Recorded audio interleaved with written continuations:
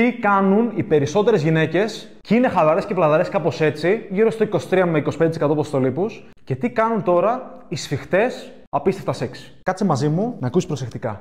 Οι περισσότερες γυναίκες αυτό που κάνουν είναι αερόβιο κάθε μέρα. Όταν θυμούνται να κάνουν γυμναστική, χτυπιούνται πέρα δόθε με κυκλικές, ομαδικά, μηδέν τεχνική, μηδέν προοδευτικότητα, κανένα ισχυρό ρεύμα σύσφυξης στη διάρκεια του χρόνου, γι' αυτό και δεν βλέπουν την αλλαγή στο σώμα τους. Άμα κάνουν καμιά άσκηση, καμιά μικρή άσκηση, κάνα leg kickback που πετάνε το πόδι τους πίσω, πάλι δεν έχει προοδευτικότητα, την κάνουν ασυνείδητα γιατί δεν ξέρουν πώς να προοδεύσουν, δεν έχουν πρόγραμμα, κανένας δεν τις προσέχει στο γυμναστήριο, πάνε και δεν της δίνει σημασία κανένας. Και η διατροφή τους είναι άστατη, είναι όπως να είναι. Μια μέρα τρώνε 1000 θερμίδες, προσπαθούν να χάσουν τα κιλά που έβαλαν σε 3 χρόνια σε 2 μέρες και κάνουν αποτοξινώσεις και διατροφές αποκλεισμού και τογονικές διαλυματικές και ανοησίες. Και την άλλη μέρα τρώνε 3000 θερμίδες γιατί χάνουν τον έλεγχο και πεινάνε φουλ και δεν χορταίνουν με τίποτα. Δεν θες να είσαι αυτή. Τι κάνουν τώρα οι σφιχτές, σεξι κοπέλες που έχουν ελίτ σχήμα για αναλογίες? Τρώνε αρκετές θερμίδες για το σώμα τους για να αναρρώνουν επαρκώς.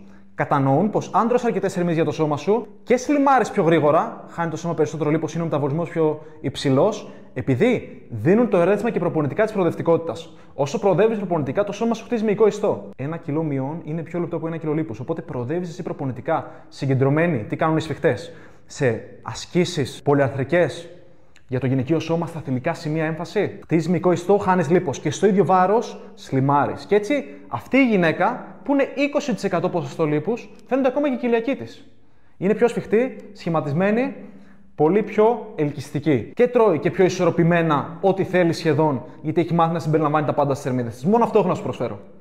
Με έμφαση, όπως σου είπα, στις πολυαρθρικές ασκήσεις, προοδευτικότητα στις προπονήσεις σου, σταθερές θερμίδες χωρίς να πεθαίνεις στην πείνα και χωρίς να καίγεσαι στα αερόβια που δεν υπηρετούν το στόχο σου. Πες μου στα comments ποιο από αυτά τα λάθη έχεις κάνει και ποια από αυτές τις δύο θέλεις να είσαι. Ακολούθησε για περισσότερα, στείλε μου κλεψίδα στο Instagram για να μην χάνεις άλλο χρόνο και ενέργεια. Το καλοκαίρι έφτασε. Τα πούμε στην παραλία.